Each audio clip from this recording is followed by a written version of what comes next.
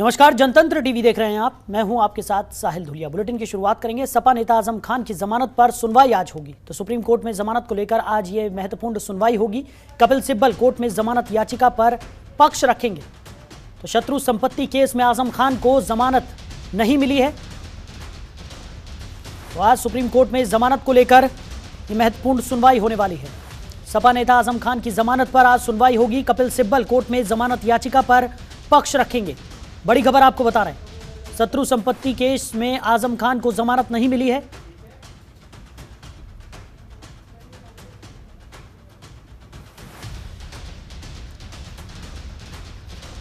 खबर पर ज्यादा जानकारी के साथ हमारे सहयोगी ओम पांडे हमारे साथ जुड़ गए हैं। ओम, क्या कुछ निकलकर सामने आ रहा है? आज सुप्रीम कोर्ट में आजम खान की जमानत याचिका पर सुनवाई होने वाली है।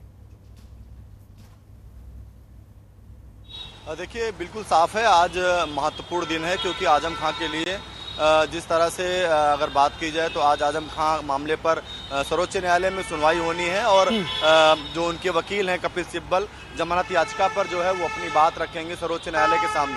सबसे बड़ी बात यह है कि जिस तरह से आजम खान लखनऊ के सीतापुर जेल में बंद हैं लंबे समय से, और अगर बात की जाए तो उन पर कुल जो है 72 मामले थे, जिसमें से 71 मामलों में उन्हें चाहे निचली अदालत हो या हाई कोर्ट हो, उन कोर्ट से जो है जमानत मिल गई है। लेकिन सबसे बड़ी बात यह है कि अगर आखिरी यानी 72वें केस की बात कही जाए, जो शत्रु संपत्ति के नाम से जो है मामला दर्ज हुआ था, इस मामले को लेकर हाईकोर्ट जो है हाईकोर्ट में इस पूरे मामले की सुनवाई हुई थी और उसके बाद इस फैसले को लेकर जहां हाईकोर्ट ने इस फैसले को सुरक्षित रख लिया था और जजमेंट नहीं सुनाया नहीं गया। इसको लेकर के अगर बात की जाए तो आज की जो डेट है वो सर्वोच्च न्यायालय में मिली थी और इस मामले को लेकर के अगर बात कही जाए तो आज इस मामले पर जो है कपिल सिब्बल अपनी बात रखेंगे, जमानत याचिका पर अपनी बात रखेंगे।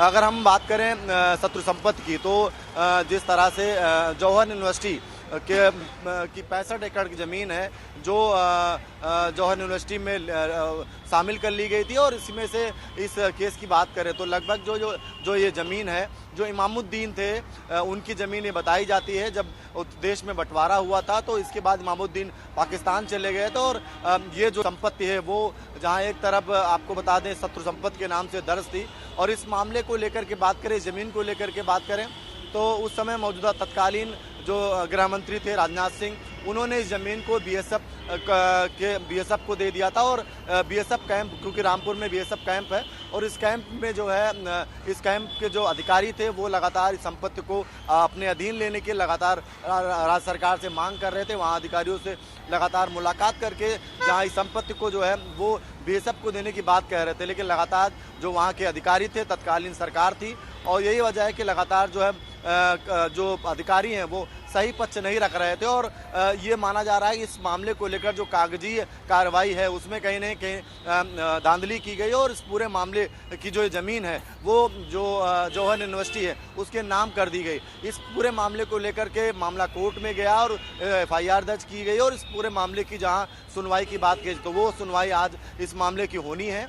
माना जा रहा है कि लगभग 12 बजे का समय होगा जब जो कोर्ट में इस पूरे मामले की सुनवाई की जाएगी। कपिल सिब्बल जहां इन तमाम बिंदुओं को रखेंगे, उसके साथ साथ सामने कोर्ट में तमाम बिंदुओं के साथ साथ ये भी कह सकते हैं, माना जा रहा है कि जहां 71 ऐसे मामले हैं जिनको लेकर के सुनवाई वो हो चुकी है, चाहे निचली अदालत हो या फिर इसके साथ साथ हाई कोर्ट, उन तमाम मामलों पर लगातार उन्हें जमानत मिली। लेकिन इस मामले को लेकर लगातार जिस तरह से पूरे मामले को पेश दिया गया, पूरे मामले को लेकर जिस तरह से तूल दिया गया, और बड़ा मामला भी है क्योंकि जौहर यूनिवर्सिटी में ये जो ज़मीन है वो जौहर यूनिवर्सिटी के नाम कर दी गई। और उसके बाद जौहर यूनिवर्सिटी, क्योंकि आजम खान को लेकर जिस तरह से लगातार जौहर यूनिवर्सिटी का नाम निकल के सामने आया था, ये ज़रूर था कि सरकार ने इन तमाम पहलुओं को ध्यान में रखते हुए जहां एक तरफ केस दर्ज कराया था, दूसरी तरफ इस पूरे मामले को लेकर गहन जांच की गई थी, और जांच के आधार पर लगातार यही वजह है कि आजम खान को जो है जेल जाना पड़ा था। तो आज यहाँ एक इस मामले को लेकर के बात करें तो इस मामले को लेकर जहाँ सुनवाई होगी, सभी की नज़रें रहेंगी क्या ईद के बाद जो है आजम खान को जमानत मिल सकती है, यानी बड़ी राहत मिल सकती है। लेकिन अगर दूसरी तरफ बात करें तो आजम खान को लेकर देश में माफ़ी चाहता हूँ उत्तर प्रदेश में जो है वो सियासत जो है वो कहीं ना कहीं बड़ी तेज हो रही है। और सबसे बड़ी बात है जिस तरह से समाजवादी पार्टी से आजम खान नाराज चल रहे हैं, शिवपाल यादव से उनकी मुलाकात होती है, कांग्रेस के नेता से उनकी मुलाकात होती है, लेकिन वो समाजवादी पार्टी के विधायक से रविदास मल्होत्रा से मुलाकात नहीं करते हैं। इसके साथ साथ अगर माना जा रहा है ओपी राजभर और अब्बास अंसारी की बात निकल के आई, ये जरूर है कि अभी इस मामले को लेकर हरी झंडी नहीं मिली है। क्या ओपी राजभर और अब्बास अंसारी जो है वो सीतापुर जेल जाके मुलाकात कर सकते हैं? और अगर माना जाता है कि ये मुलाकात करते हैं तो कहीं ना कहीं एक नए फ्रंट की तरफ जो है आजम खां बढ़ सकते हैं। और माना जा रहा है कि एक बड़े मुस्लिम चेहरे के तौर पर आजम खां को माना जाता है, जाना जाता है, और समाजवादी पार्टी में AY फैक्टर का सबसे बड़ा महत्वपूर्ण रहा है। यही वजह है कि अखिलेश यादव भी जब लगातार आजम खां के विषय पर सवाल किए जाते हैं तो उनका यही साफ तौर से कहना होता है कि समाजवादी पार्टी आजम खां के साथ खड़ी हुई है और कानूनी हर दांव पेच पर जो है समाजवादी पार्टी उनके साथ संघर्ष करेगी। ये तमाम बयान जो है सभी ने देखा कि लगातार सपा प्रमुख अखिलेश यादव के द्वारा दिए जा रहे हैं। लेकिन दूसरी तरफ लगातार जिस तरह से बात करी जाए तो कहीं ना कहीं मुश्किलों का दौर आजम खां के ऊपर रहा। जिस तरह से लंबे समय से सभी ने देखा, कोविड काल में उन्हें कोरोना हुआ, उन्हें भर्ती कराया गया और उसके बाद से लगातार जो है वो सीतापुर जेल में बंद है। तो अब इस मामले को लेकर जिस तरह से कहा जाए कि क्या आजम खां को सर्वोच्च न्यायालय से राहत मिल सकती है, अगर राहत मिलती है तो उसके बाद जो उत्तर प्रदेश में जो सियासी घमासान होगा उसमें कहीं ना कहीं बड़ी नज़र सभी की होगी कि आखिर आजम खां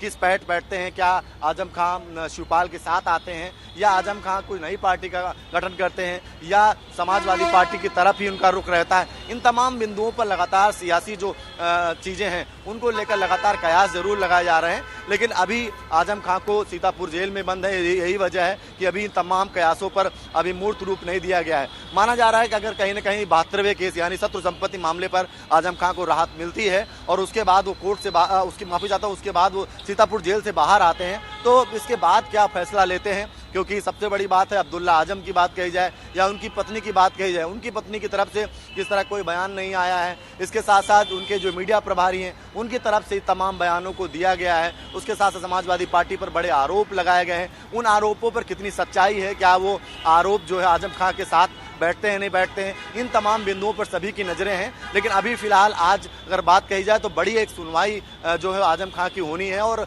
आजम खां जिस तरह से लगातार कपिल सिब्बल आज जब कोर्ट के सामने प्रस्तुत होंगे तो जाहिर सी बात है कि जहां इन तमाम बिंदुओं को रखेंगे और दूसरी तरफ पॉलिटिकलाइज साइज जिस जो राजनीतिक को लेकर लगातार कहा जा रहा है कि उन्हें राजनीतिक द्वेष से कहीं ना कहीं फंसाया गया है। और यही वजह है कि वो लगातार चाहे शिवपाल सिंह यादव हों, उनके बयानों की अगर बात कही जाए तो कहीं ना कहीं इस बात को उन्होंने कहा कि एक तरफ जहां उनको राजनीतिक के तहत फंसाया गया है, ऐसे में सभी को चाहिए कि कम से कम उत्तर प्रदेश के मुख्यमंत्री, देश के प्रधानमंत्री से इस बात की गुहार लगाई जाए और उन्हें कहीं ना कहीं इस पूरे केस को लेकर के राहत दी जाए। तो एक तरफ जहां राजनीति की बात कही जाए, दूसरी तरफ इस कोर्ट की बात की, कोर्ट को लेकर के भी लगातार कहा जा रहा है कि कोर्ट में अगर इन तमाम चीज़ों पर विषयों पर बिंदुवार बात होती है और चर्चा की जाती है, यानी वकील कपिल सिब्बल जो है और सर्वोच्च न्यायालय के सामने ऐसे तमाम बिंदु रखते हैं, तो क्या को सर्वोच्च न्यायालय जो है इस मामले को लेकर जमानत दे सकता है। क्योंकि लंबा समय हो गया है, लंबे समय से वो जेल में बंद है। माना जा रहा है कि तय ड्यूरेशन के अधिक जो है वो लंबे समय से जेल में बंद है।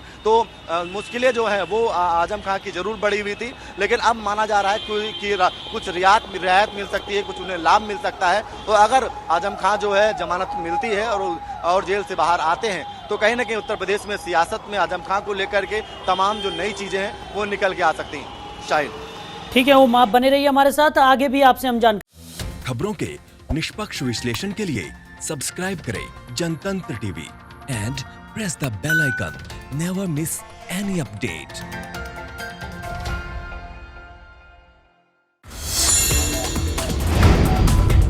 Download the Janatantra TV app, available on Google Play and App Store. Download it now.